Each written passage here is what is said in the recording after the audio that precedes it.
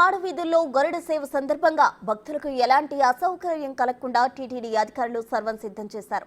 అన్న పానీయాలు, అల్పాహారం నుంచి అన్ని సౌకర్యాలు ఏర్పాటు చేశారు.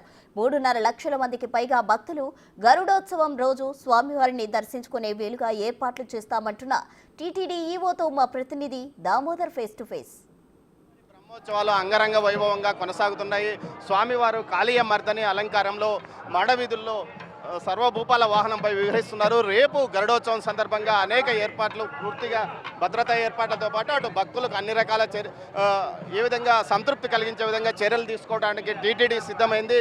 ప్రస్తుతం మనతో ఈవో శ్యామలరావు గారు ఉన్నారు. సార్, రేపు గరుడోత్సవానికి ఎలాంటి ఏర్పాట్లు లేవు? ఓం నమో వెంకటేశాయ. గరుడోత్సవానికి సుమారుగా 3.5 లక్షల భక్తులు వస్తారని మేము ఎక్స్పెక్ట్ చేస్తున్నాము.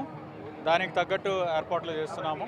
ఈ గ్యాలరీల్లో 2 లక్షల మందికి కూర్చోవడానికి ఏర్పాటు ఉంది. అలాగే సైడ్ నుంచి కూడా కనీసం ఒక 15,000 మంది అన్న సైడ్ ఎంట్రీస్ అంటే గేట్లు ఉన్నాయి, సైడ్ గేట్స్ కార్నర్స్లో, వాటి ద్వారా సుమారు 15,000 అన్న ఇవ్వాలనే మా ఉద్దేశము. దాంతోపాటుగా ఇక్కడ కూర్చున్న వాళ్ళకి అన్నప్రసాదాలు, తర్వాత తాగునీరు, పిల్లలకి పాలు, కూర్చున్న వాళ్ళకి మజ్జిగ, ఇవన్నీ కూడా ఇవ్వడానికి ఏర్పాట్లు చేశాము.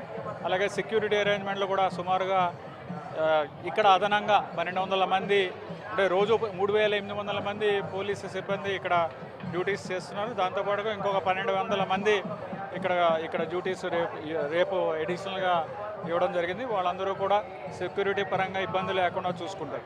సార్, ఏదైతే గతంలో కొంత ఇబ్బంది పడ్డారు, అంటే రీఫిల్లింగ్ విషయంలో కానీ, ఈసారి రీఫిల్లింగ్ కోసం ఎలాంటి 1 లక్ష మందిని రీఫిల్లింగ్ చేసే అవకాశం? రీఫిల్లింగ్ అనేది ఈస్ట్ మాడ వీధుల్లో మాత్రమే పాసిబిలిటీ ఉంది కాబట్టి అక్కడ కూడా రీఫిల్లింగ్ సిస్టమేటిక్గా చేస్తాం. ఎందుకంటే ఒకసారి ఈస్ట్ మాడ వీధుల నుంచి స్వామివారు వెళ్ళిపోయిన తర్వాత ఇంకొక 4 గంటల టైం ఉంటుంది. ఈలోగా నెమ్మదిగా వెళ్ళిపోయేవాళ్ళు వెళ్ళిపోతారు. వచ్చేవాళ్ళని సిస్టమేటిక్గా రీఫిల్ చేయడానికి కూడా అరేంజ్మెంట్స్ చేసుకోవడం జరిగింది. ట్రయల్ రన్ కూడా కంప్లీట్ అయ్యింది. బ్రహ్మోత్సవాల్లో అపశృతులు, ఆహారంలో జెర్రీ అంటూ కొంత సోషల్ మీడియాలో వ్యతిరేక ప్రచారం చేస్తున్నారు. వీరిపైన ఎలాంటి చర్యలు తీసుకున్నారు? ఎవరు కూడా ఈ ఫేక్ న్యూస్లు పెట్టినా సరే, లేకపోతే రాంగ్ ఇన్ఫర్మేషన్ ఇచ్చి భక్తుల్లో భయాందోళనలు కలిగించడానికి ప్రయత్నించే వాళ్ళ మీద తప్పకుండా చర్యలు తీసుకుంటాము. భక్తుల మనోభావాలు దెబ్బతీసే వాళ్ళని మేము టాలరేట్ చేయము. డెఫినెట్గా వారి మీద చట్టపరంగా అన్ని చర్యలు కూడా తీసుకోవడం జరుగుతుంది.